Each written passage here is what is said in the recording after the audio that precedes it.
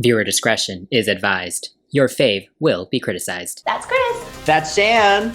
At Chris's house, and welcome to CCTV, the nonstop pop show. And we will be reviewing Britney Spears' fourth studio album, In the Zone.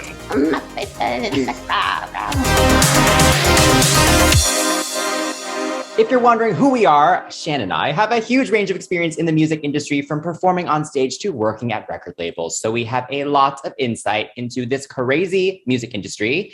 And we are now on Patreon. Yay! Hey, shout out to Lily and Lisette. Thank you for being on the crew. Thank you. And you can also be on the crew by coming to patreon.com/cctvpups. All right, so this is our first video about Britney. We had a lot of requests for Britney, so we're finally doing it. This is true. And so, it's our first video together as well. Yes, which is a little weird. But this is not our first time being together in person. We are friends outside. We have been asked that before too. Yeah. Yes, we are friends. Yes. Can you imagine? I just met him today. This is amazing. So yeah. Yeah, do you like Britney? I hate her. Oh. Yeah, no. So can you imagine? Get out. So yeah, you know, I was converted to the Holy Spirit when I was a young child. Baby One More Time was my first engagement. Of course, you know, I went to Catholic school, as you know. So when I saw her, I was like, oh my God, there's someone else who's wearing like a uniform too. So I was like, oh yeah, this is great. So I got into her then. And then when I got older, I bought the Britney Spears dance game, the Britney's Dance Group or something like that. I had that on the Game Boy Advance. Oh, I had it on PlayStation. See, I'm sure it's more fun on a bigger console, but yeah. Yeah, sorry about that, buddy. But you know, we out here. But yeah, so ever since then, I've been really into Britney. I don't think I ever got into like the drama of Britney because I was too young at the time. I was just like, music, she's so good, and she dances. And so yeah, I've like been a fan for like, I don't even know how long now. What about you? I feel like you've been old enough to understand and appreciate. I will have to shout out Darren's dance grooves. Yes, Darren. Because I think Crazy and Bye Bye Bye are the first dance routines I ever properly learned. Like I did copy like the Spice Girls and stuff. Right. But the first real choreo was Crazy. So yeah. I have also seen Britney live a few times. And that includes the last concert she's ever done, at least at this point, which was the F1 race in Austin. Oh, wow. In 2018. So she's free now. Yay. So I'm excited to see what happens or whatever she decides to do with her life. Indeed. Yeah. Honestly, we were definitely not trying to talk about the drama because, you know, it's unfortunate for sure. So we're going to talk about all the good stuff she's done, like the In the Zone album, which is really exciting. And it's been a while since we've done a track by track or an album C-view, if you will. The last one was the Kylie Minogue one. So definitely check that one out. It's for disco. Good times. Now we will go track by track and discuss the production, vocals, and lyrics and give our ratings for each song. Yes. And we're going to start just by talking about the album. Of course. So In the Zone is the fourth Britney Spears studio album released in November 2003. And following the end of the hugely successful and amazing Dream Within a Dream tour, which is still one of my favorite pop shows ever. Haven't seen it yet. We will do that. Sorry. And it was also the end of her relationship with Justin Timberlake in the summer of 2002. So Britney took a much needed break and she began writing and recording the album that fall. And she wanted to experiment with different sounds and producers. Yeah. And she was really focused on the theme of being an older, confident, and sexy woman. That's right. Yes. And she ended up co-writing almost the entire project. And the album has since become one of the best-selling pop albums of all time and has solidified her as a defining icon of the 2000s. That is right. Honestly, I think it is one of the greatest albums of all time. But yeah, we're going to get started with the first single and the first track on the list, Me Against the Music. Me Against the Music was written by Britney Spears, Madonna, Christopher Stewart, which is also Tricky Stewart, Penelope Magnet, Tabiso Nikeraine. I'm so sorry. Terrius Nash, also known as The Dream, and Gary O'Brien. I am so sorry, Tabiso. I'm so sorry. But yes, so this is the first track and also the first single from In the Zone. And during rehearsals for the iconic performance with Madonna at the 2003 MTV VMAs, Britney played a demo And then Madonna was like, oh yeah, let me hop on that. I mean, she asked her, but I mean, who wouldn't hop on it, right? So Madonna went in, did her thing, and then they turned it into a proper duet. And though the song wasn't a massive hit worldwide, which blows my damn mind, in Australia, the song actually went to #1, which was held by Kylie Slow the week prior, which, if you haven't checked out our episode of the evolution of Slow, definitely go check that out. And of course, in the iconic music video for Me Against the Music, the queen of and princess of pop face off in the club before the video almost ends in a kiss, similar to the one the two shared at the VMAs. Yes. I love Me Against the Music. I echo your sentiment. I don't know why it's not more widely critically acclaimed by both critics and the general public. I agree. But it's actually one of my favorite Britney songs, I think, actually. It's a great pop song. Yeah. Funky guitar riff, back and forth with Madonna. Yes. And I love how the structure is also kind of weird. Oh my God, yes. It has some like B choruses, A choruses. Very. That's probably my favorite thing about it. Yeah. And this is just Britney at peak confidence. And you can hear the confidence in her vocal. Yeah. And so, oh, it's so good. I call it Sweaty Britney. When Britney gets sweaty, it's always like a good song for me. Like, you know, Slave for You. She had like sweaty hair thing going on. Even in this video, it was like, oh my God, sweaty hair Britney. I love sweaty hair Britney. I have to just kind of shout out that dry vocal fry in the beginning. But nothing in the crowd. Yes, she masters the vocal fry for sure. Because it can get annoying, but it never is with Britney. With her, yeah. I think maybe because she's the one who kind of was just like, hey, let me do it. I mean, T-Boz from TLC kind of had that whole thing going on, but in pop, had we heard it? Not really. And again, like I said, that dry little part, I love it. It's brilliant. And I love that the guitar riff and the hip hop drums make the song really cool. And there are like rim taps. Like, I sound stupid every time I try to make a drum sound. So I think it's great. And then I love that rapid fire pre-hook. It gives me Janet, but but at a higher decibel, you know. Like, if you know what she's saying, great. I mean, like I do, but it's from singing it at karaoke so many times. Oh, but that's definitely my favorite part. I was like, oh my God, that's so amazing. But you know, you don't know what she's saying, but it's provocative. It gets people going. Yeah. And like you were saying, the B choruses are very interesting because it's like, get on the floor, maybe lose control. It comes back around maybe again, and then the bridge becomes the B chorus. Yes, and love it. Yeah, it's a lot. I mean, I think Madonna was a nice introduction because she kind of added that falsetto background vocals because Britney was giving you more dry, more chesty, but she was giving you falsetto, which is interesting. And also, I think in this song, Madonna was definitely taking a backseat, which I appreciate. I thought she was going to get on the track and be like, here I am, I'm Madonna. You know, no offense, no offense. I thought she was going to kind of jump on this and kind of just like take over, or at least Britney would be like, hey, listen, you're the queen. But I like that they were singing in tandem and Madonna was almost background vocals in a sense and only came during the bridge. Yes. So yeah, I think she kind of takes on the sense of like, I am the beat and the music that you're up against. Go ahead, Britney, you want to lose control? I'm like, So she personified the music that Britney's against. So yeah, that was just me kind of analyzing the lyrics or whatever. But yeah, the video. Yeah. Brilliant. I think comparing it to Janet, you can feel the Janet influence for sure. And just the way the whole thing is done. But the tie in the hat, super memorable. And I love the kind of playful, silly dynamic between her and Madonna that's also kind of suggestive. Right. It's a good balance. Yeah. I love Madonna like climbing all over the men in her room. I think it's hilarious.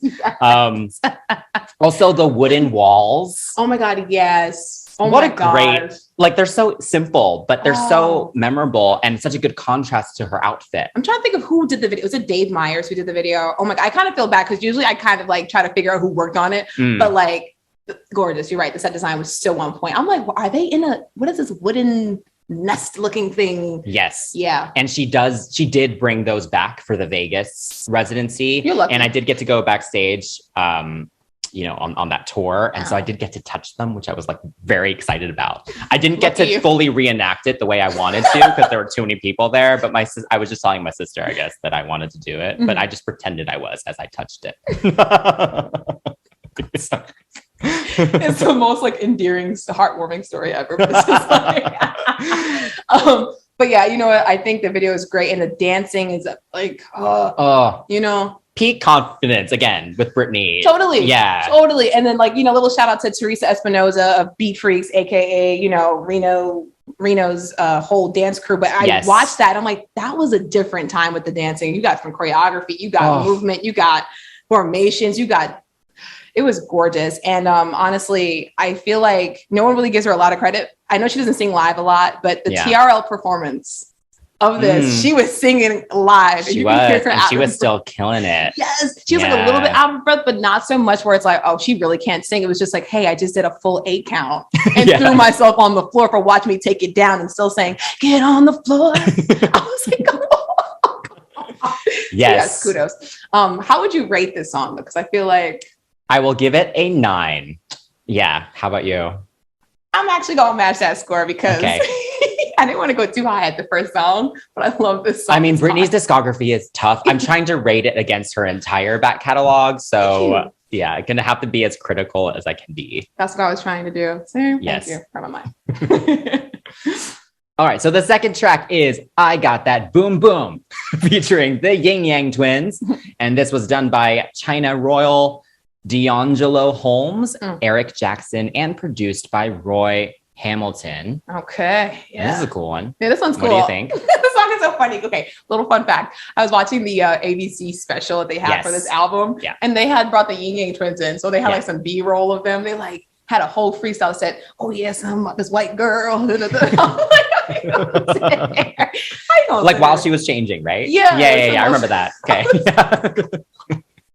The Ying Yang Twins were super, super random. But also, I have to say, I feel like the whole crunk rap with pop singers, I don't think collaborations feel this organic or feel this natural. Like, I don't know. It's been a while since I've heard a rapper on a pop artist song without being like, oh my God, this is good for publicity. Like this one just felt really fun. It just felt like, you know, if she's down in the club in the South, there's gonna be some brothers there. You know what I'm saying? They might be checking out a little snow bunny moment. You know what I'm saying? That kind of thing. That's what it felt like. Oops. But yeah, it just felt right. Granted, it could be very well strategic. I mean, crunk music was really hot at the time, but I just felt like this one was like, yeah, we at the club. Yeah, let's get it. I think the orchestral strings throughout the song is really interesting. And it goes through the hooks. And I think it has an almost kind of suspenseful feel to it, like cat and mouse, but like, you know, because even the lyrics, she's like, you're watching me. Yeah. You know, so yeah. So yeah, I just have to also say that the use of a timpani, like the boom, boom. Yes. It's very dramatic. I don't know if I would have done that, but I respect whoever did it. What do you think about this song? Because I feel like with the banjo was a lot. I like it. I'm going to be honest. I didn't love it as a kid, but it has grown on me a lot as I've gotten older. I will agree with you. I think the Ying Yang Twins, you're right. It felt very organic because they have their own separate hooks aside from just that feature verse. Like they have their own, like their parts are almost more catchy than her parts. Yeah. And then they have the intro and then they have like, you know, various hooks before they even get to the bridge. So it actually does feel like a proper collaboration and they actually seemed interested in the song and in the studio, you know, they're actually like not just a feature verse. But yeah, I love the banjo mixed with hip hop beats. I think that's really cool. And I think this is a great showcase of her vocal tone. Like it's very sultry, it's confident. And yeah, I think the whole track is actually really good. It has grown on me quite a lot. And I think it was almost a single as well. Oh, I can see that. Which I think it should have been compared to Outrageous, but we'll get to that later. But yeah, any other thoughts on the track? Oh yeah, totally. Throughout this album and throughout Britney's career, we will always get a good ad lib. You know, like in K-pop, it's more frequent now to hear like an ad lib, like, you know, like, yeah, da da da da, yeah, da, da, da, da, da, you know. Britney was doing that already. I have to say, I love a good pop ad lib. I feel like pop stars don't do this anymore. Her little comments are great. Like, you know, why you look so sexy? Why are you so sexy? Yes, throughout a lot of her back catalog, she loves those little like ad libby sound bites. Yeah, I love that. Yeah, it kind of just makes it feel a lot more, how you say, like inner thoughts with your friends and you know. And also, you know, I'm probably going to go through a little bit of like a lyrical deep dive with a lot of these songs. Yeah. But I mean, if we think about where Britney was at the time, she was getting scrutinized a lot, you know, the Diane Sawyer interview and all this other crap going on. the song sounds like it's just about Britney in the club. I get it. But I feel like if we kind of look at it and kind of dissect it a little bit more, it's kind of like Britney's aware of her sexuality, but instead of being, you know, ashamed of it and be like, oh my God, I have to over explain, she's claiming it. Like, I got the boom boom with your looking self. I got it. Yes. Keep looking. And again, once again, shout out to the Ying twins for that bridge section. That was fun. But yeah, overall though, I think I would give the song like a little bit lower. I will give it like a 7.5. Honestly. Okay. I will give it an 8. Okay, not bad. Up next, we have Showdown, written by Britney, Christian Carlson, Pontus Winberg, Henrik John Back, Kathy Dennis, who also did Kylie's tracks, and it's also produced by Bloodshy and Avant, or Avant. I'm sorry about that. Yeah. But yeah, so this song, I have to be really honest, maybe because I was too young to really know what was happening with the album. I didn't know this song was Okay. So I was like, oh, what's this? This is nice. This is nice. I think this one's interesting because she's like, I am the drama. I'm causing it. She's like, sometimes I just love to have it out. It's just something a girl's got to do.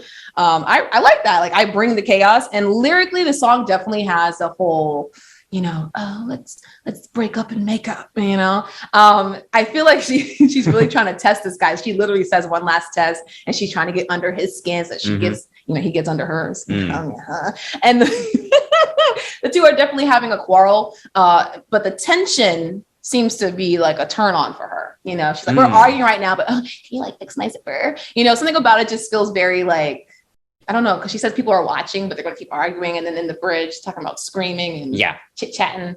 So again, I feel like you give me that look like, no, I think she's just like teasing, you know? She could be teasing. Yeah. The screaming thing, that's what kind of took me away from it.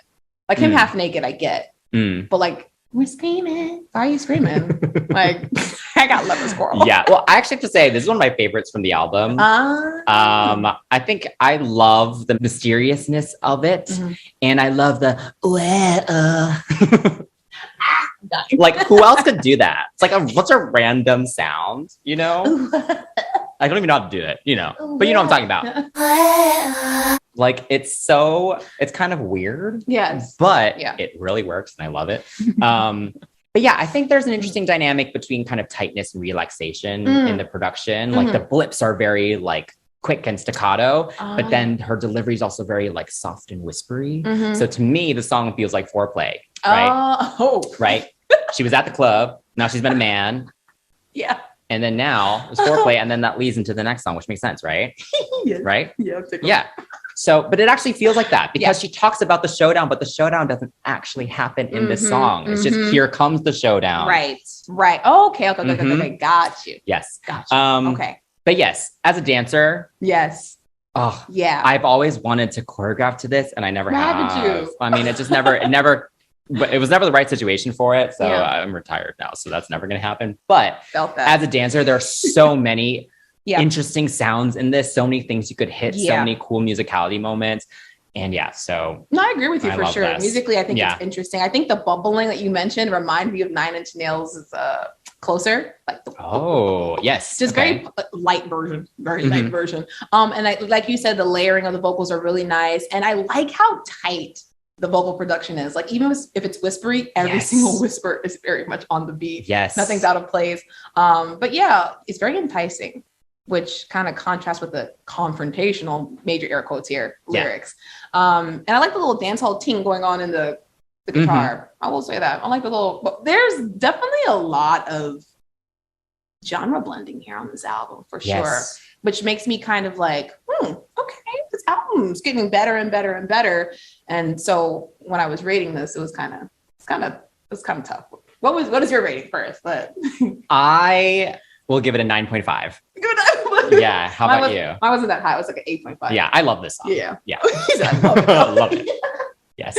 Breathe on Me, written by Steve Anderson, Lisa Green, Stephen Lee, and produced by Mark Taylor. The track is widely known as Britney's best track amongst the fan base. You're going to do the whole thing like that? No. And clearly she agrees. I mean, the track has made an appearance on multiple tours, including her Vegas residency, which is awesome. And also in 2016, Britney did a music video shoot by makeup artist Glenn Nutley and posted it on her Instagram. And in it, she looks freaking amazing. She's wearing a black bikini and actually has on body tattoos. She's always kind of like had a little rock going on with her pop. I always like that about her. And this song is a Euro trance ambient techno song with a little bit of trip hop influences. Yeah. Yeah. Well, first, before we talk about the song, let's shout out Steve Anderson. We just did the episode on Kylie Slow, and he is her music director, and he has worked with Britney, I think, aside from this track as well. So yes, Steve, awesome work. Yes. Anyway, I love Breathe on Me. This is clearly a fan favorite, and I agree. Yeah. It's a perfect showcase of Britney at her very best. She sounds amazing. Yes. It's sexy. She's feeling it. Again, we talked about the vocal fry before, but the vocal fry in this is perfect. It's just enough. Yeah. And yeah, it's actually, you know, people always give the divas, you know, they're always like, oh, Britney can't sing. She's not a diva. She's not like Kelly Clarkson or you know, all those people. Right. But it can actually be very difficult to do these long extended notes in such a breathy way. And make it sound good. Yeah, you're right. You know, kind of just piggybacking off what you said, I was listening to Mariah on the way to your house, and Mariah always kind of sings like this a little bit, but because Mariah has a little bit more of a powerhouse delivery, people think, oh yeah, the whispering, it's okay. To sing like this is quite difficult. It is hard to sit there and pass air and sing at the same time and maintain the melody. So keep the pitch. So we're good. And yes, this did give me Kylie. You know, Steve did write Confide in Me, and this is Breathe on Me. So I mean, it just makes sense. It just makes sense. And honestly, I think that a Kylie ex Britney moment needs to happen. I don't know why it hasn't happened. Like there's been a drag queen kind of being Britney while Kylie performed with her. So that was cute. But that's it. The stars haven't aligned yet, I guess. Whatever. Okay. Yeah. But yeah, I read somewhere that this was actually a demo for Kylie, but then something had happened. Oh, really? Yeah. And then I guess Steve, would you care for an interview to clarify this? But yeah, apparently someone came in and was like, hey, listen, I'll take it, and just brought it to Britney, which is great because it worked out really nicely. And the whole, like the line about, you know, oh, it's so hot, I need some air. Don't stop because I'm halfway there. I'm like, excuse me, halfway where? Again, this song has that same feel that Slow has, where it's like, we're not really doing anything, but we could be. And I'm like, oh my God. And also there's a, there's a line where she says like, put your lips together and blow. Right. Yeah. So there's a movie with Lauren Bacall. And it's, I think it's called To Have and Have Not. And after kissing a man and telling him, hey, if you ever need me, just whistle. I'll be here, essentially. She told him, you know how to whistle, don't you, Steve? Just put your lips together and blow. I was like, Jesus Christ. You know, the whole old actress. Yes. Yes. And the lyric about monogamy is the way to go. I was crying because, I mean, think about it. Like right now in this whole like open throuple poly business of love going on, like, can you imagine someone being like, monogamy is the way to go? Boy, people like, preachy. Well, this is about her connection with one person. I know, but it's just so funny because back then, just saying, monogamy, singledom. You're not singledom. Like one person was like, oh, she's so pure. But yeah, the breathing on me thing, if she would release this now, would be hilarious, especially with, you know. Yep. Anti-vaxxer anthem. Yeah. Oh God. But yes, I said I was going to like try to analyze some of these lyrics, but I feel like the Holy Spirit just wants us to feel. She says this is something to get you in the mood. And I was in the mood when I was listening to this song. Yeah. I kind of like it. Like you said, it is like slow where it's like not actually about doing anything. Yeah. You know, it's totally about just a connection with another person. It's like yeah, sure. But yeah, I think I love the overall production. It's very atmospheric. Yeah. And there are really subtle harmonies and use of octave layers, especially in the second verse, which are really beautiful and quite subtle as well. And again, I think we were talking about the little sound bites before. All the little breaths in the background and stuff really add to the sexiness of all of it. And the final build is very satisfying. Yeah. Again, it's quite subtle the way the whole thing builds, but that kind of high kind of in the bridge like into that atmospheric and like it's like cathartic. Yes, very. There's a release. Yes, a release. Also, she has performed it, like we said, multiple times. And she even included it in her Billboard medley in 2016. So clearly she really does love the track. But we did watch the Onyx Hotel tour together a while back. Yes. And so this had a very scandalous performance. But yeah, you were right. I feel like back then it may have been scandalous, but like now that's nothing. She could do that on an award show and no one would think anything. Can you imagine? Oh my gosh, she took off her clothes. Yeah, I mean, and like she could make out with, like, they'd be like, oh, she only made out with one person, you know, like it would be like, yeah. The performances were really steamy. They had like gay guys, or gay moments, quote unquote, like, you know, like same-sex couples dancing together. So yes, again, in 2004. So that's awesome. Yeah. Yes, but yeah, honestly, I think this song is top tier. Actually, so what do you rate it? I would give "Breathe on Me" a 9.5. I can't even say a 9.5. Oh my God, that's blasphemy. All the fans are going to hate you for only giving it a 9.5. I mean, okay. Because I will clearly give it a 10. This is one of her best songs in her entire discography. You know what? You're right. I'm keeping it a 9.5 though, because I just feel like I wanted a little bit more of a moment from her, but that's not her vocal. That's not her thing. That's not her thing to go like, it's not her thing to do that. Because Kylie gave me a little. Okay, yeah. Yeah. Hopefully better than that. The fifth track on the album is Early Mornin'. And this was done by Britney Spears, Christopher Stewart, that'd be so, how'd you say this before? Thank you. Penelope Magnet, and produced by Trickster and Moby. Is this the artist Moby? That's cool. I think so. And Trickster is also Tricky Stewart. I don't know if he changed it to Trickster, but respect. Got it. Anyway, so now she's had a man breathe on her, and now it's the morning. Don't you love it? This is such a cool story. It's a story, the first half of the album. True. Anyway, I think this track is awesome. Because shout out to Penelope Magnet, first off, on that chorus with Britney. Oh my God, you read my mind. Yeah, because I think I usually kind of find it weird when you have like someone else featured so heavily on a song. But in this case, I think it actually adds a really interesting depth to the chorus. Yeah. And it almost makes it feel even more groggy. Yeah. Because it's kind of like, you know, when you wake up in the morning and your voice isn't fully there and then you kind of might sound like someone else. So it almost is like that in that way. But the overall production is awesome because it really does feel like a groggy morning. The reverb, that repetitive bass line, that extended flute, just all feels like you're waking up. Morning after, very hangover. Yeah, totally. And you know what? You read my mind. I put it in my notes. No one really does it anymore where I get, it's like, oh, it's a foreign voice, but it's nice to have it. And I was like, I think I actually I was like, oh no, I don't hear Britney fully, but it's a good thing almost too. It's like, this is nice. Also, she wrote the song. Why the heck not? She's not pulling a J-Lo. It's okay. So, and you're right. The bass line and the boom bapness of the drums make the song sound really cool and almost carefree, right? So even though she's recalling a hookup that may have been seen as shameful back in the day, but even as she's telling the story, the narration is like about being messy and wanting to change her ways. But like everyone is like claiming, oh, I'm not going to do that again. Everyone says that, right? Everyone's oh yeah, I'm never drinking again. But in this song, she's like, girl, listen, this happened. I met this guy named Joe and I said, what the hell? Let's go. You know, so at this point, she's kind of owning it. And I think the song is really fun because it does have ad-libs like her actually yawning. Yes. So, yes, love it. And her giggling. That is so funny, right? So it's very lighthearted. The electric zapping is interesting because I'm like, what's that? I don't know who decided to put that there.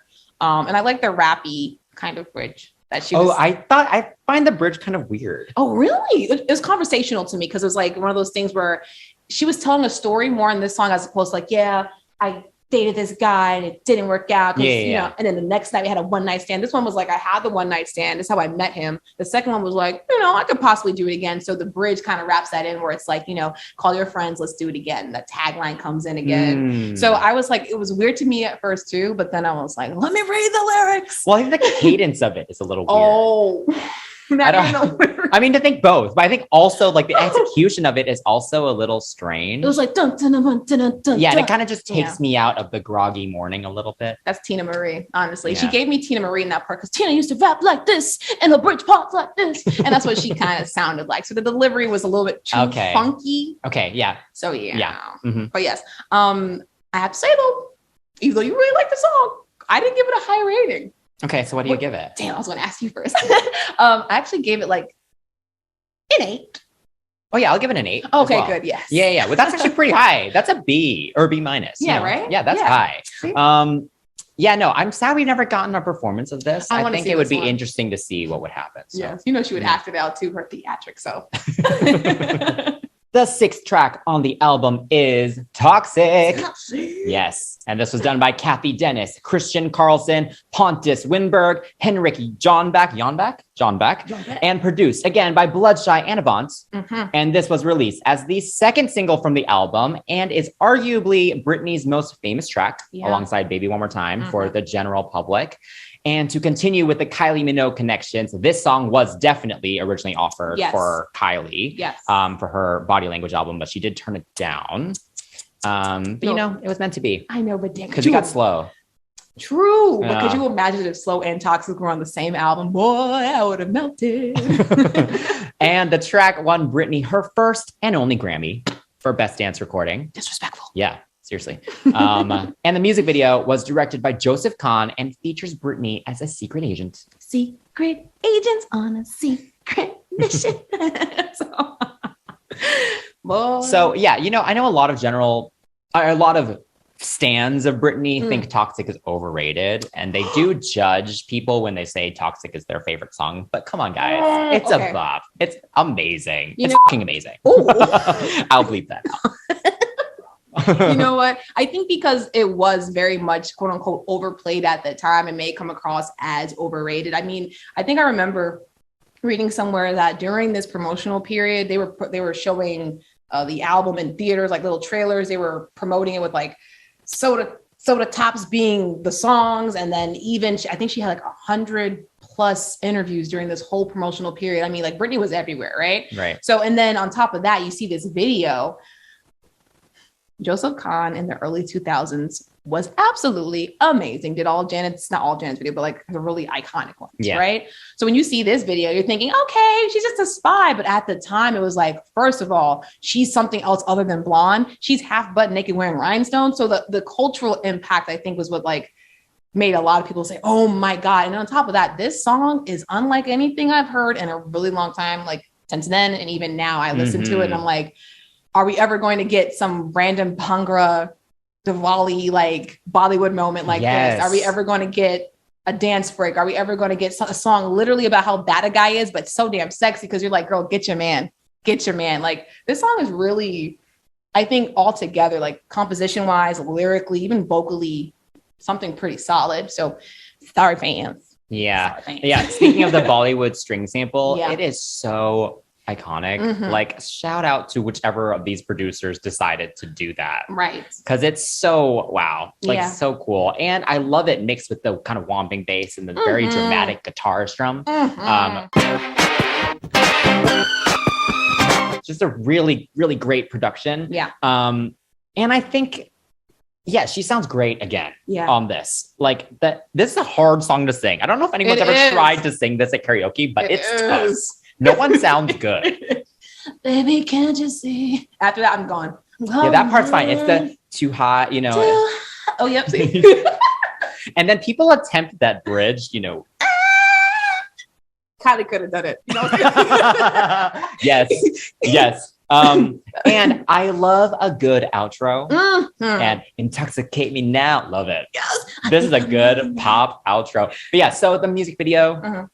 I don't think I ever get bored of watching this video. And again, she's just peak confidence here. Totally. And every single scene, every single outfit is just awesome. A few years ago, I did go to a spy museum and I got to do like, the laser thing. I was very slow, but I was just pretending to be Britney the whole time. Obviously. I was really slow. Yeah, I was not good at it. I was Britney.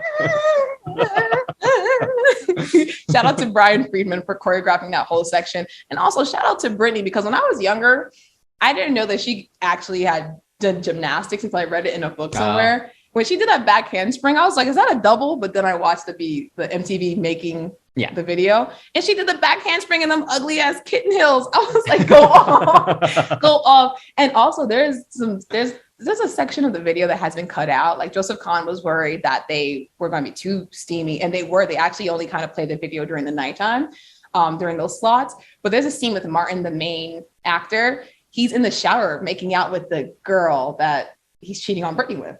So I thought that was interesting. They cut that part out. I happened to just see it. I'm like, why is that scene not in the video? You know? But yes, this song is definitely really one of those songs where I'm like, I'll listen to it over and over again. And I think a lot of people don't realize the little moments in the pitch changing with the in the second verse, it changes the there's literally a freaking bass line. You know what I'm saying? So things like that are really interesting. And then the whole bridge is different. Like, yes, this song is just good. The vocoder moment at the end of the bridge, and then the instruments kind of change a little bit more. You get more of like these weird zappy wow, wow sounds. Again, really good. Sorry, fans. Could you blame anyone? 10 out of mo freaking 10. Just like, yes, definitely a 10 out of 10. Oh yeah. Why'd I act that? How like I can didn't it know? not be? Intoxicating now. I love it. Number 7 on the album is Outrageous by R. Smelly, produced by R. Smelly, Tricky Stewart, and Penelope Magnet. And the label wanted this to be the first single, but Britney pushed for Me Against the Music instead, thankfully. And the song was also selected to be the theme for Halle Berry's Catwoman, but eventually that fell through. Luckily. So while the shooting was never completed for the video, there is a version with Snoop Dogg who was featured. Some other like dance clips here and there. Unfortunately, they have some footage, but not a lot. Yeah. Britney did injure her left knee, and they had to cancel the rest of the shoot and the remaining dates of her Onyx Hotel tour. I remember watching like a true Hollywood story about this or something, and they mentioned that she injured her knee. And I'm like, what? She does back handsprings and all this other stuff. What took her out? Did she slip? I don't think they ever show what actually happened. Okay, because I was like, this woman has done everything and gone up the stairs, gone down the stairs, had water, you know, she gets on her knees. If you think about it, her career has been very taxing on her knees anyway. So I think it's one of those things where it's like wear and tear kind of just got to it. Mm-hmm. But yeah, just side note. But yeah, so Robert and Tricky and Penelope really did their thing with the song. I mean, the song is very lyrically aware of who it's for, right? I feel like if they were all in the room, they weren't like, oh, this would be good for Kylie. No, it's good for Christina. No, Britney. This is great for Britney. Like, I feel like they were all kind of just riding with her. And I feel like it's perfect because she was always criticized for being really sexy. Again, she had the Esquire covers and people were like, oh my God, the Rolling Stone covers. So people thought she was just outrageous, for lack of a better word. And she always complained about the paparazzi in media. So this song is kind of sarcastic and declarative. It's like, oh my God, when I'm wearing my sexy jeans, outrageous. When I'm doing this, outrageous. You know, so it's kind of sarcastic, but also like, hey, yeah, at this point I know, get over it. And she calls the whole situation of her life a freak show. And says during the verses, she says that she jumps over the drama and just keeps it pushing. And I think it's really interesting because she's singing to a guy, like, I have all this stuff going on, but, you know, can you handle this? Because even at the bridge, it's like really emotional. And she's like, I just want you to understand, this is who I am. This is my truth. Don't believe what you hear. I'm like, okay, storytelling. Again, I will give it to Robert. Yeah, he can write. I agree. I think actually, I agree. I think the lyrics are actually very clever. But I don't actually love the actual song. And I think also, though, I am biased because I think the song just gives bad vibes overall because first off, at the involvement of R. Smelly. And then, of course, RCA wanted this to be the first single. And also the doomed music video, you know, like everything regarding this song is just like cursed. Yeah, it's cursed. It's a cursed song. Yeah. So yeah. And yeah, I don't know. I mean, like I said, I think it's clever lyrically, but also just like melodically, especially after this album that has had some really awesome melodic moments. It's just like outrageous, blah, blah, blah, blah, blah, outrageous, blah, blah, blah, blah. I don't know. There's just like, it's not that interesting. Yeah, it's like not melodically. Dynamic. Like, yeah. I think the Middle Eastern influences in the production are interesting. And I like the bridge where suddenly it gets very dynamic. And I like the Badia in the back. Oh, yeah. Like those come out of nowhere, but I like it.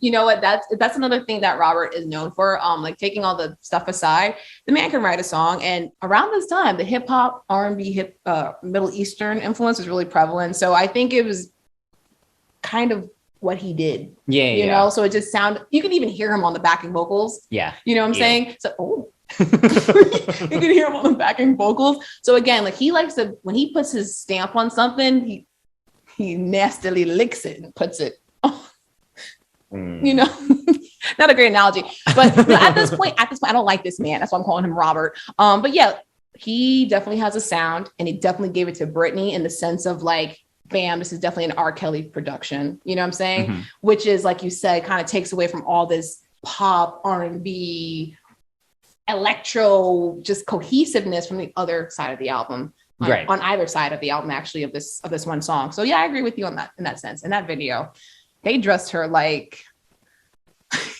you know, the 90s films where the kids like dress up to play hip hop or to rap or something. I'm mad they dressed her up like a wigger. But and she was in Queens and like her licking Snoop Dogg. It's just like that video again. This song is just doomed. It should never have been a single. Yeah.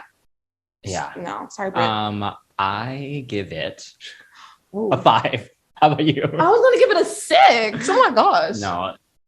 La la la la la la. He said no. Okay, so touch my hand. And this was done by Britney Spears, Jimmy Harry, Balewa Muhammad, and Shep Solomon. And it was actually the first song that was recorded for the album. Oh, that's cute. So it set the tone. Which makes sense, you know, it's about her being older and, you know, sexy, owning her sexiness. Not her being older.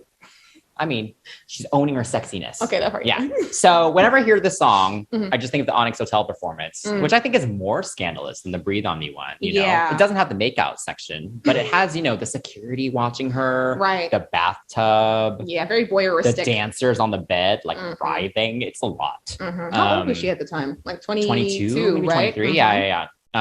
So young. Yeah. And so much like Breathe On Me, the song has made an appearance in a few of her tours as well, including the Vegas residency and again in the Billboard 2016 medley. And so I've had the pleasure of seeing her perform this multiple times. And yeah, I love this one. It's very, very confident. I think even now, there aren't many songs about pleasuring yourself. Yeah, stimulation, dancing with oneself. So I appreciate her confidence with that. And yeah, I think the synthy bass line is awesome. The use of strings is really cool. And, you know, I often complain about drum choice in pop songs, but this one's perfect. Yeah, you do. This one's perfect. And yeah, the overall production is just very lush. Again, a lot of really cool layers of really beautiful harmonies. And the whole way it's mixed, it feels like it's further back almost. So it feels more internal. Yeah. Which, you know, is the whole point. So yeah, I think it's a really, really cool track. And my highlight is the ad-libs at the end in her head voice. Oh yeah. Yes. I can't do the run that she did because it was kind of And then the production, you know, slowly calms down after that. Yeah. Totally makes sense. It's just really well thought out. Yeah. Man. For people who can't see, I'm rubbing my hands together because I literally have like this lovely analogy as to why the music is doing what it's doing. I think you know what I'm saying? Side note, I wouldn't. But yeah, anyway. Janet's All For You album, is that you? I mean, when I heard this, I was like, oh, this is giving me very much the All For You tour, Hawaii, the lights, you know, I'm happy for that. I like the song's production for sure. It's a mixture of digital synths and Eastern elements. So there's a Chinese stringed element. I don't know the name of it. Some East Asian. I don't know if it's. I think it's called era. I'm not even going to do it. Yeah. If you know what it is, holla at your girl and your boy in the comments. But yeah, so I think this is really interesting because the combination makes the song sound super majestic in the beginning, like you said. And then they're also in the transitions. And then when the bridge comes back around, it's like, ooh, there it is swelling again. But like I said, you do have those digital kind of interesting moments where it's like, is this like a download? It just feels very electric in certain points.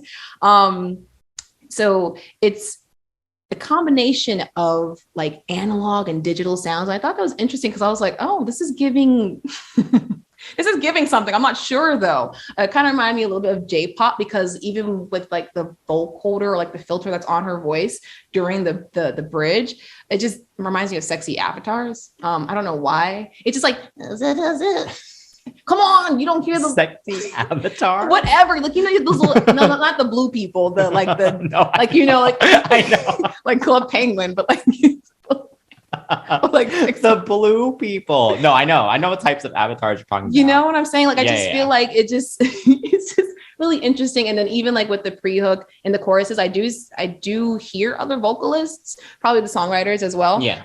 It's not an attack on her vocals. It just makes me think of like muses or like fairies in a forest, like a digital download forest, like a VR forest. Again, I'm getting very like pink and pretty, but like artificial. Again, the strings make it natural, but then all these like digital sounds kind of, people are going to be like, what the hell is she talking about? But again, I just get very digital and majestic. And I think the music, when it does start to kind of go down, it just reminds me of the release after one's, you know, the refractory period, if you will. So the refractory period. That's what it's called, you know? That's like scientifically what it's called? Yeah, it's called the refractory period. Interesting. And we're learning so much today. Yes, indeed. Again, it's the strings at the end are definitely magnificent. And I love that she was singing in her lower register throughout the song. So again, I'm just saying, downloadable sex stream thing going on here, like a self-stimulating, I'll teach myself how to fly thing. The face that he's giving me, y'all can't see it. But if you agree with me a little bit in the comments, let me know. I'm probably making it sound way too romantic at this point. Like for all I know, the song could be about a vibrator. I don't know, but like, you know. That would actually make more sense, but sure. Okay, so I will give it a 9. How about you? I will give it an 8.5. Yes. Listen, I'm trying to romanticize it, but I think the song is just about a vibrator. I tried. Up next is The Hookup by Britney Spears, Christopher Stewart, Tricky, Daviso Nekeranye, and Penelope Magnet. Sir, if I'm pronouncing your name wrong, I'm so sorry. Let's get started with you. What do you think about this song? I love The Hookup. This is also one of my favorite performances from the Onyx Hotel. Oh, really? Yeah. Oh, man. It's so good. But yeah, love the dance hall-y vibe of this. I love dance hall in general. Yes. So I would love to learn choreo to this. And yeah, just the way the chorus is, it's just made for dancing too. Yeah. You know? Yeah. Like, wind your waist. Yeah. Back it up now. Fave. Yeah. The bridge in this, again, the bridges in this album are really good. Oh my God, yes. It gets very melodic again and and a little emotional also. And then her vocal delivery completely switches up for that part too, which really shows her range. Yes. So yeah, shout out to the bridge. And also, again, just multiple hooks. There's like 2 more bridges after that more emotional bridge, the first one, and they're all equally catchy, which is just like awesome. Yes. And yeah, I think also because the chorus itself is quite simple with the back it up now, but they build it up with layers and different, just they add a lot of dynamic in a way and keeps it interesting. No, you're right. I think because there's outside vocalists as well, it just kind of makes it feel like we're at a party. Like in the beginning, that's clearly a woman of color singing in the beginning, because I was like, there's a lot of soul in Britney's voice right now. You know. And then there's like some guy speaking patois in the beginning, which is really funny, talking about somebody right upon the rhythm. Right upon the rhythm. I was like, who is this man? But I do believe it may have been maybe one of the producers or the songwriters. This song reminds me of I forgot what the title is, but it goes.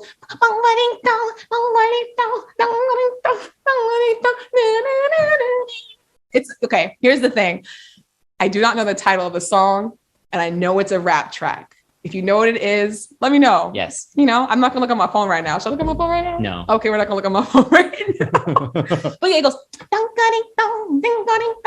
It's meant to kind of have a Middle Eastern kind of feel to it. Right. I forgot who the rapper was. Anyway, I bring that up because this whole song has the whole dance hall feel, but it also has Middle Eastern influence in it again. Yes. And then even in the bridge right after, there's a breakdown where it's just like.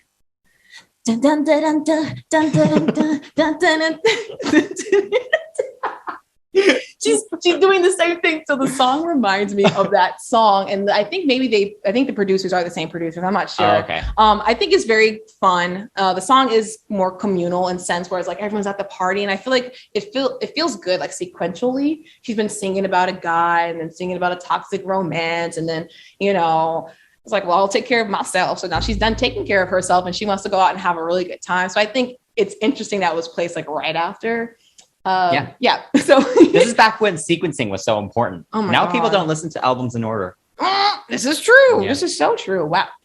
We are criticizing. Yeah. So, yeah. Old. Yeah, totally. You know, there's a saxophone in the song too, which is really random. I was like, there's a lot of random things here. But yeah, this one didn't grab me as much though. I'm not gonna lie, but I do remember saying that I like the bridge, the post bridge rap part, and then that breakdown before the final chorus, the one that's like, dun, dun, dun, dun, or it is very fun. Lyrically, the song isn't too heavy. It's very fun, Britney. You know, I loved Up on Myself. Now I want to have a good time. I'm loving it. We're here for it. I like, side note. Did you notice that she had a little bit of like a little kind of Jamaican patois when she was singing? Influence was fully there. Yeah. They were like, yes. Hey, do like this. She said, okay. Love it. Yes. I will say this is another one where it wasn't my favorite, you know, when it first came out, but since watching the performances and stuff, it's grown a lot on me and it's become one of my favorites. So I would give it a 9. Oh, you know, that might happen to me if I like watch more performances, or I don't remember a performance with this one. Yeah. But yeah, for now, I actually just gave it a 8. Yeah. That's still high. Yeah. Now we're going to take things slow and we're going to do Shadow, which was done by Britney Spears, Lauren Christie, Scott Spock, Graham Edwards, and Charlie Midnight, who are collectively known as The Matrix. Yeah. Which when I think of The Matrix, I think of like Skater Boy, you know, and Complicated. So this isn't what I wanted from them, but I know they've done other stuff too. But anyway, you know, I'm going to be honest here. We've talked a lot about the Onyx Hotel tour today. Yes. And this song wasn't great in that. Oh yeah, no, I remember that. And it has actually kind of made me like the song less, just because I always think of how tough it was for her to sing it live. Yeah, this one isn't fair to her. Yeah. And it also isn't that dynamic. Or maybe it's too dynamic. I'm not sure, but yeah, I will say the production is interesting. Yeah. It's definitely not a typical ballad production. It's very alien-like. Yeah. A lot of synths and blips and bloops, you know? Yeah. And then the percussion is very deep and haunting, which is cool. And then I think it gets more kind of classic ballady for the chorus, right? Yeah. So it is kind of an interesting production. Yes. And I think the production is more interesting than the song. Yes. You know, I you know, honestly, I don't have much to kind of like combat that. Usually I'm like, but maybe there's a reading. Honestly, the song sounded almost too out of this world for the very terrestrial problem she was having with this man, or maybe just a terrestrial delivery. I don't know. Something about it was just very on the nose and just like, meh, like, you know, oh, you know, you give me some, but not a lot. And the lyrics were just very just A, B, C, D, E, just very juvenile for me, honestly. I think with the whole breakup situation with Justin, it made it a little bit more like understandable why she may have chosen that song, and, you know, feeling that distance between them and missing him and parasocial relationships, of course. But I mean, if I were to kind of use that as like a reason as to why it may have been on the track list, this would be a good reason, right? But honestly, it just felt a little obligatory more than actually making sense, especially when you think about like what happens after, like on the album, you know, what song comes next, right? So it gives me a little bit like, and I know it's supposed to be a power ballad, I get it, but it gives me like very OST, original soundtrack, Mandy Moore, just very much like Mandy Moore would. I know she was sing a better song than this. Yeah, I know. Sorry, Mandy. Mandy, you're amazing. I'm so sorry, but again, like the lyrics are just a little bit not that. And I hate that high pitched swell into the chorus, like that. A little cheesy. Oh, yeah. I agree. And yeah, I think I wonder how this would sound, right? If like a Christina sang this or something. Yes. This is where you kind of do get the limitations on Britney's vocal ability. Yeah. Because she is great at the dancier stuff. But yeah, this is really not her. She needs more melisma for this one. Yeah. So what do you rate it? I gave it a 6. Yeah. You're gonna go lower? Yeah. Maybe a 5.5. She has better ballads than this. She does, but is this like the lower score you've given? No, outrageous. Brave New Girl is the next song on this album, and it's written by Britney Spears, Brian Keyrolf, Josh Schwartz, and Cara Diaguardi. And this song is, boy, I was going to say janky. I meant to say quirky. It is very quirky. janky is not the word. That's not the word I want to use here, but it's definitely something that was not expected on this album, right? Yeah. And again, sequentially speaking, you have this girl like, I'm in the music, I'm owning my sexuality, and you go through this whole track list. I'm good by myself. I want to have a good time. This relationship isn't working out, and then you get Brave New Girl, and it's just like. Yeah, the sequencing is definitely a little weird. I think they didn't want to put the two ballads together, probably. Yeah. But yeah, definitely, suddenly she's a brave new girl. Yeah. Yeah. But I guess, there's After different sides too, right? It's like, I'm brave new girl, but also I'm still sad about it. Yeah. So maybe it's like that. It's just very, sonically even too, I was like, Girls Aloud, is this you? Something about it just felt interesting. In the verses. I was like, oh, okay. This is very interesting. The talky bits. And it just sounded very like Groove is in the Heart. Again, very UK, not American kind of to me. Again, interesting. I could be wrong, but just for me, I was like, wait, I could hear the Girls Aloud doing this. This is my fever dream. I don't know. Something about it just felt very quirky and just not belonging to this album. I agree. I think because it's so bubbly and happy and not bubble gummy, but just like, just very pink. I don't know. It's just, but it is still more mature than some of her previous stuff. So it does kind of sit in a weird spot, I think, between her albums, maybe. I think it's fun though. Yes, I do love the pre-chorus. I think the vocoder is used really well. It's a shame there's no bridge in this one because I feel like it almost feels a little lazy when you've had so many songs that have so many hooks and multiple bridges and things. It would have been fun. Yeah. But I think the chorus is fun. And I think she did put up a video of her dancing to this recently. And so that's kind of awesome. Like it's very applicable to her now. Yeah. Makes almost sense. more so. Yeah. So I love that. But this is another one where I kind of like the idea of it more than the actual song itself. You know what? Yeah, I get what you're saying. And because it's after Shadow, again, after all these tracks, the lyrics do kind of play on what she talked about before. Like, she don't want LA. She don't want New York. Like this girl doesn't want anything that she used to do before. She's not running away from anything, but she's not running toward the comfort zone of just being sexy. And then even in the second verse, there's a mention of a very creepy man. She said, oh yeah. I like your jeans and your baby tee. And I was like, oh, get away from me. Yeah. Nasty. Yeah. But at the same time, it's just like, commentary about this girl, whoever she is. Yeah. She's not running from anything. She's just saying, hey, listen, I can do better than this. I want to do better than this. And there's more out there for me than just, she's sexy. Oh my God. Yeah. And I like that. But I feel like a bridge would have definitely kind of tied it all together and also would have maybe been an opportunity to introduce a more of a more production that's like pretty and kind of ties back into what you're saying about it being kind of pink and kind of adding on to the Brave New Girl going into a Brave New World kind of thing. I don't know. I just feel like it needed more for sure. I can definitely hear Charlie XCX or Kim Petras redoing this, or even Rena. Rena has a song called Paradising that is very much like this, where it's like, it's kind of like speed. Like, it's like your pop music, but on speed, hyper pop, whatever you want to call it. They could probably take something like this and just kind of flip it and give it a little bit more like of a darker undertone with their vocal delivery. And then production wise, just kind of flip it, I think. That's interesting. I think you could also just take the chorus and it could easily be like for a cartoon or something. I don't mean that in a bad way. Yeah, like an opening for a cartoon. Yeah. Yes, you're right. Yeah. Oh yeah. Listen, Kim Possible, the Proud Family songs. Turning Red. Yes. Oh my God. We should talk about that movie. We could. Oh my, Let us know. Oh yeah. I never met nobody. Come on now. But you. When they sing it so terribly. But you. Like in wait. Oh, so what do you rate this? This song's kind of up my alley, but just not right on this album. So I give it a 7. Okay, I'm gonna give it a 6.5. Okay, not bad. All right. So the last track on the album, or the standard album. Yes. Is Everytime, which was written by Britney Spears and Annette Artani and produced by Guy Sigsworth. And this was released as the third single from the album. And Britney has stated that this was the first song she's ever composed completely by herself. And she did it on the piano, which is awesome. And Annette Artani, which was one of her background singers at the time, who also co-wrote the track, did state that it was written as a response to Justin Timberlake's Cry Me a River. Oh. Britney has never confirmed this herself. Right. But I mean, I think we all know that is the case. And the music video was directed by the famous David LaChapelle. He's amazing. Yes.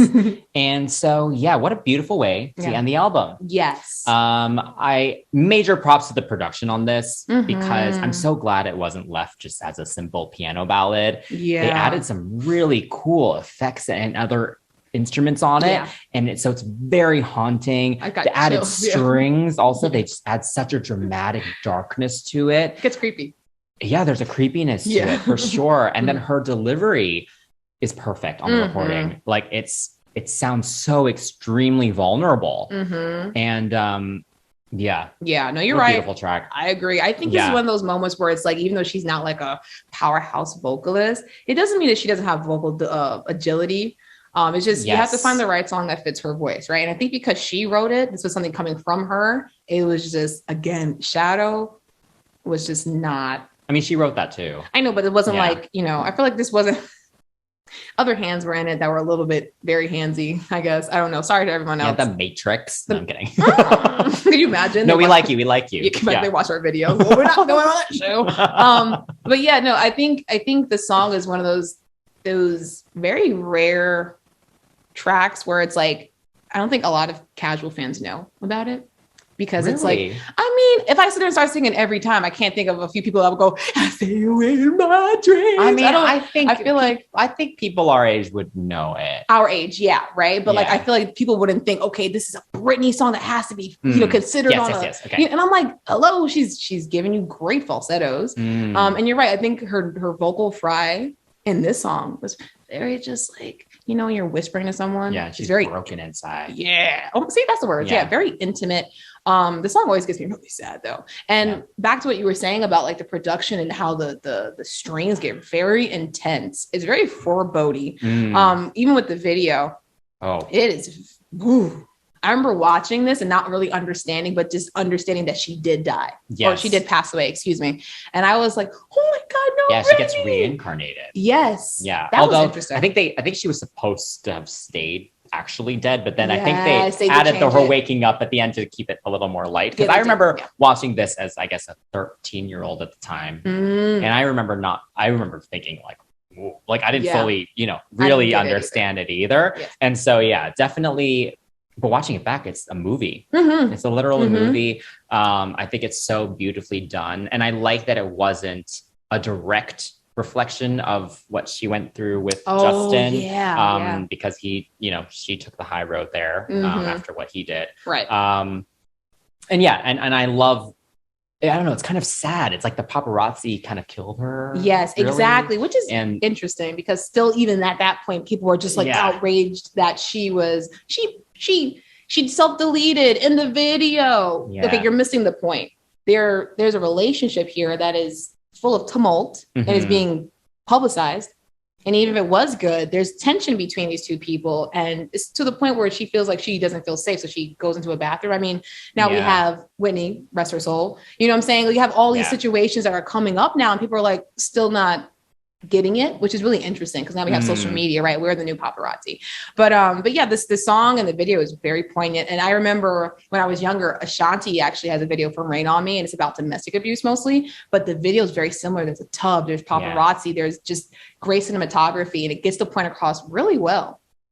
This song is definitely one of those songs that I wish I had choreographed to when I was teaching dance and whatnot. Oh, like something contemporary. Oh yeah. Like I see this on So You Think You Can Dance, like, you know, throw it, catch me, you know. Oh yeah. So this is a good song, and I feel like maybe I'm wrong. I just feel like a lot of super casual people don't really kind of think of Everytime is the song. Oh, interesting. You know? Yeah, fair. Yeah. I also want to give a shout out to Kelly Clarkson because when she covered the song, she got a harpist. And her version obviously is very vocally powerful, and it's a very different way of singing it, but it's also just as emotive. So if you haven't heard Kelly Clarkson's cover of it, definitely go check it out. And before we rate it, I just want to say the bridge is one of my favorite bridges in the entirety of Britney's discography. It's lyrically the most kind of direct and dramatic and I don't know. It's just such an example of a perfect bridge. It is. And the ending. And this song's sorry. I was like, oh. Yes. Y'all didn't see me. She went to the floor. Yeah. This God, so good. So what do you rate Everytime? 10 out of 10 every Hell time. yeah. 10 out of 10 every time for sure. Yeah. All right. So we finished the standard album. Yeah. So we're now going to do our cut or keep section. So if you had to cut a song on the album, what would you do? I would probably cut the hookup. Oh, Yeah.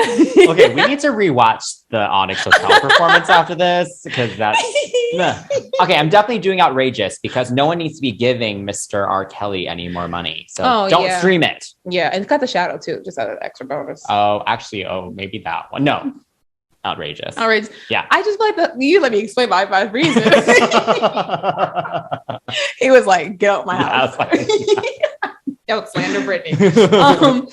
Yeah, I just feel like it's a part 2 of I got that boom boom, but instead of being like in the deep south, now we're just in Jamaica popping boom boom popping biscuits.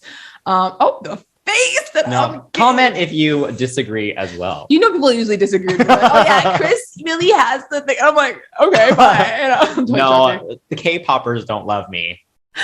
I think maybe that's where our line is. Anyway, okay, if we had to only keep one track on the album, which is tough. Yeah. That's tough. Oh my gosh, I don't know what I would keep. Okay, this is tough because I'm going to try not to pick a single, even though I love all the singles. So if I had to pick an album track to represent the whole album. Okay, I think I'm going to pick Showdown. I love it. I really do love it. I listen to it quite a lot still. Yeah. Oh my God. Okay. Yeah. How about you? Shoot. Excluding any of the singles. I can't even get it out. Yeah. It's hard. I would have. Yeah. I think if she ever performs again, that needs to just be a staple in her discography. Even in Vegas, when she wasn't fully committed, she would fully commit to that song. Yeah. So anyway, this album is almost 20 years old. So what do you think of the album listening back to it? Oh my God, it's so good. Literally, she kind of inspired me. Like when I I kind of want to just like change up the way I approach writing. I know that sounds so weird, like very vapid, but I do songwrite for those who are new to us. I'm a singer. A singer, but yeah, no, I was listening to it and I just thought it was so interesting because you have A choruses, you have B choruses in a lot of these songs. And it's like, I think music has become so simple now that we just expect, this is too much. No. You're basically calling the listener stupid. They can handle it, but will you write the songs? And these people decided to write such a solid album. Yeah, there's some misses here, but nothing so bad where I'm like, yo, Chris, we can't do this. Like, yeah, I was definitely happy to listen to this album again. I played so many tracks over and over again. Yeah, this has to be one of the best albums of that era, I think. In pop, at least. It's really, really solid. Again, we talked about the sequencing before, but you could tell the thought that went into it and how every song kind of connects a little bit. There really is an overlying theme to it. And a lot of love was put into every single track on it. Yeah. So yeah, just a brilliant, brilliant album. If you had to give it a full rating, oh goodness, what would you do? Okay. So I would give it, oh Jesus, I was about to say either this or that. There's no either this or that. Final rating would be 8.5. Okay, I'm giving it a 9. I figured it. Yeah, I'm giving it a 9. Even though there's a couple, blips in there, I think as a project, it's amazing. For sure. So. I mean, what do you all think about this album? Wait, is there like a Britney Spears stan name or is it just Britney Spears fan? The spirituals. I got you, Britney. If you need me for marketing, call me. So I'm sure there is, but there is. Okay, the oopses. The oopsies. Let us know what you all think about this album and let us know in the comments below. Okay. And make sure you show Britney lots of love and tell us your favorite song on this album. Let us know your ranking and let me know if I was absolutely crazy about the whole, getting rid of the hookup because I think it's gotta go. Reach out to us on all social media at CCTV Pops on everything, okay? And you can also join us on Patreon like our Patreons Lily and Lisette at CCTV Pops as well, because we would love to get to know you and you can help us decide our next episode topics. Please give us a like, subscribe to our channel, and hit that notification bell. And for our listeners, give us a rating and review on your podcast platform of choice. Until next time, that's Chris. That's Shan. And we are CCTV Live. Yeah.